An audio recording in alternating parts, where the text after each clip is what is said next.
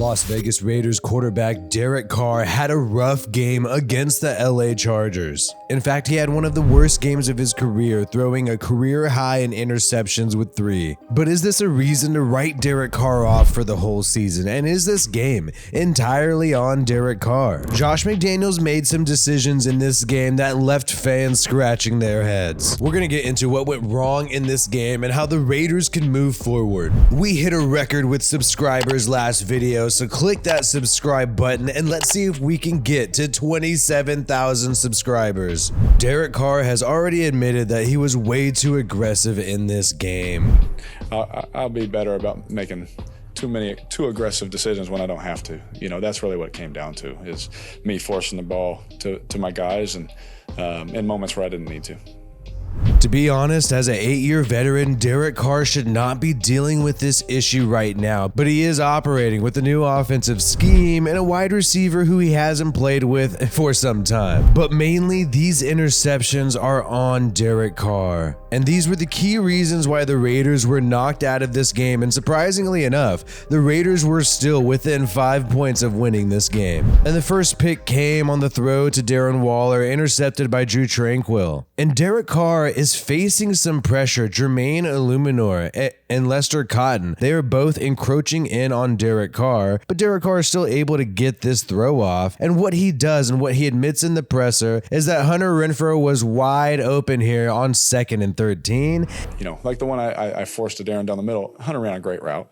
You know, but it was a short route. I'm trying to, go down the field and things like that. I could have easily gave it to him there. That's another one. And Derek Carr should have just taken the easy Hunter Renfrow throw, given the fact that they still had 3 timeouts. But instead, he got too aggressive. His eyes lit up and he went for the big play.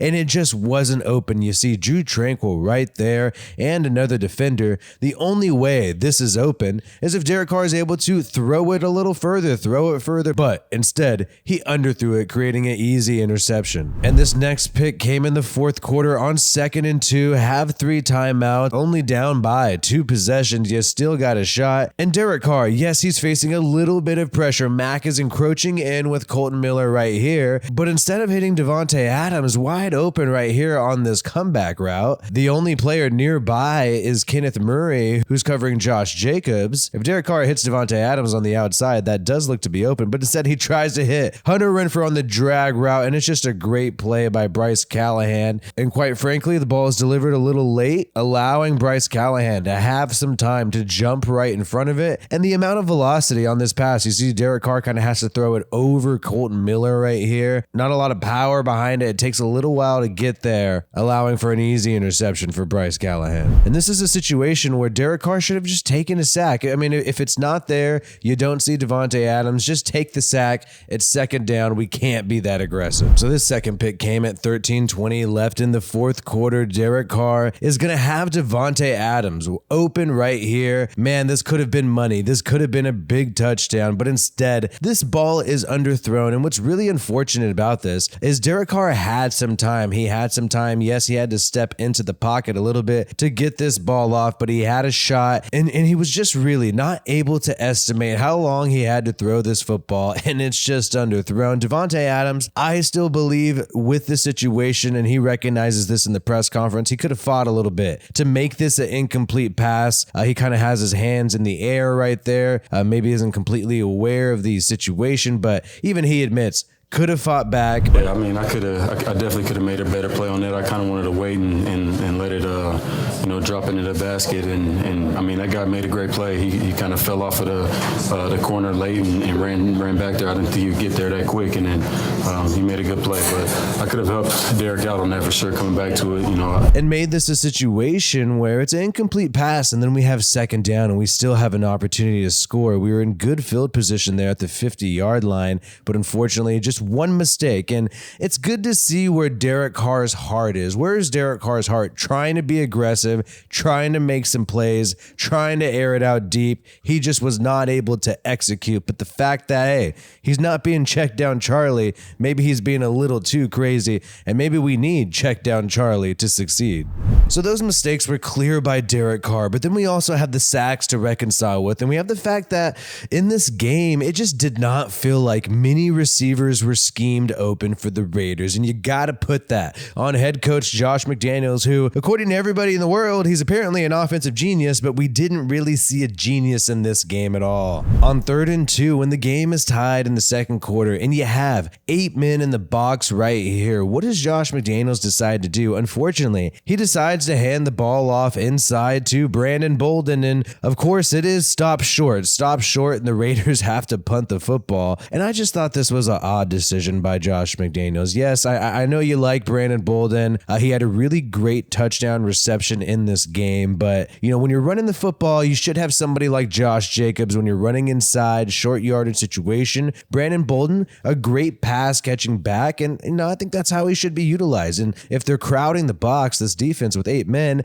it doesn't feel like this is going to be converted. The offensive line has been struggling as it is, and now you're relying on running the football. You're relying on running the football up the middle, and Brandon Bolden, tries to kind of go inside in this play, and then has to sort of cut to this hole right here, and it kind of creates a delay rather than from the get-go going to the outside. I believe this play was initially designed inside. There's a little bit of a hesitation here, allowing Khalil Mack to easily wrap up and unfortunately stop short of the first down. And the Raiders had some momentum late in the third quarter. The Raiders are actually in the red zone at the 25-yard line right here. They had just gained some momentum, made some great plays, and then Josh McDaniels calls this play that I think is, just a head scratcher. You got Renfrow in at running back right now for some odd reason, and I really want you to pay attention to Darren Waller up top of this play. But check this out. He runs this reverse that is supposed to be a wide receiver pass. Devontae Adams is supposed to probably throw a pass to Hunter Renfrow, and it just is completely blown up by Joey Bosa, and it knocks us out of the red zone. We were at the 25-yard line. Now it is a huge sack, and Devontae loses over 10 yards on this play, and it really pushes us out of scoring position. I don't understand this decision. You've had some trouble on offense. You only have 10 points all the way to the third quarter, and you just gained some momentum calling some regular plays, and then you decide to do this crazy trick play, and it just completely destroys the morale momentum that you've built up on this drive. And I don't understand the game plan for this play. Like I said before, Darren Waller up top is supposed to one-on-one block Joey Bosa. Now, we make fun of Joey Bosa and everything, but I'm not going to have a tight end block Joey Bosa one-on-one. The Raiders have struggled even having their freaking tackle block Bosa and Mac one-on-one. Why are we going to have a tight end do this? Obviously, it's easily blown up, and then I guess Derek Carr is supposed to come in and help block Bosa. Wow, that's a recipe for disaster.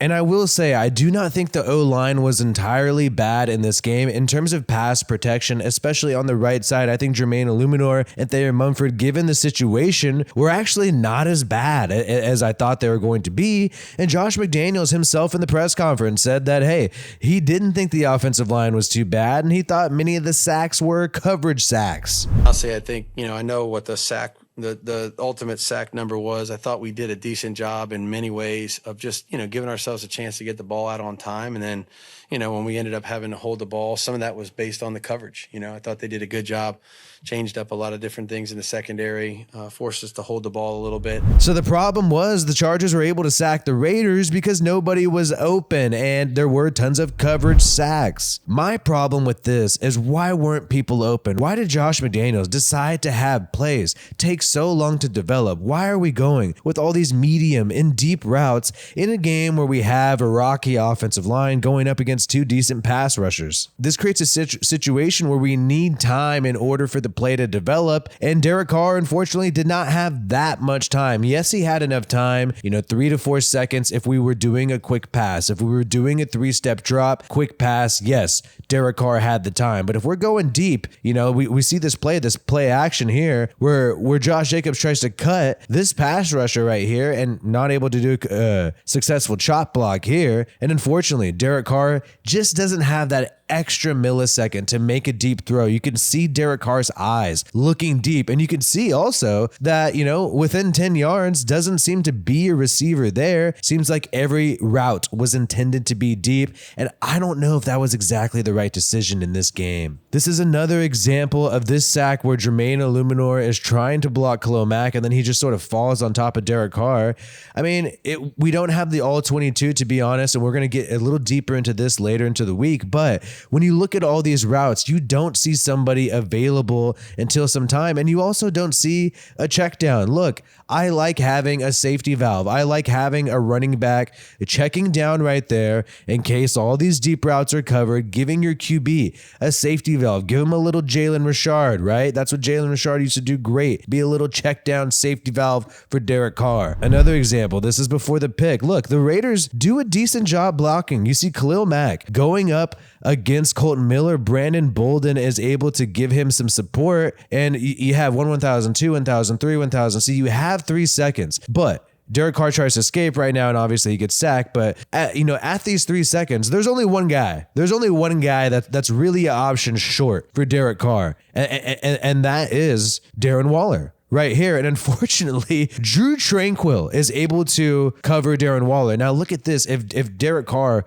would have had a few more seconds, Waller was about to break free and go deep and be one-on-one against Drew Tranquil. I think Carr would have made that deep attempt right there. However, not having enough time and like I said, having this play design be where Derek Carr needs time, I think is not smart. I would have liked to see, maybe some screen passes. I kind of miss those screen passes that we saw in preseason to players like Amir Abdullah. I would have liked to see a little bit of that. Slow down the defensive line by making them have to think a little bit with the screenplay. And also, where are my quick drag routes? Where are my quick slant routes? Giving Derek Carr to put the ball in the hands of a playmaker and let them make some plays after the catch. But instead, we have Derek Carr trying to hold on to the football, keeping his eyes peeled deep, and that's a recipe for sack after sack after sack again. Now, the Raiders did have some positives in this game. Look at the yardage numbers by Devontae Adams in this game, going over 100. He looked fantastic. And when Derek Carr was able to have some time, and when people were open, they did make some plays, and he was able to deliver the football in a timely manner. Darren Waller also got into the mix as well. And the defense did really great. Think about it. There's 3 times where the defense made a stop consecutively towards the end of the game. And unfortunately, the Raiders were not able to deliver on the points, but the defense really stepped up against Justin Herbert. The Raiders really needed to take advantage of this opportunity and step up, and Derek Carr could not make these boneheaded mistakes. He is better off taking a sack than throwing an interception. And Josh McDaniels needs to hold some criticism on himself. He needs to scheme some people open more. He needs to think of some ways to slow down the pass rush, quick passes, screen passes. And for now, while everything is still fresh, he needs to make things a little easier on his quarterback rather than relying on this guy to have his eyes peeled 20, 30 yards down the field with absolutely no safety valve. Hey, like this video if you haven't already, and subscribe to the Raiders Rundown for more Raiders content. My name is WiFiWillie. Peace out, and I hope you have a good one.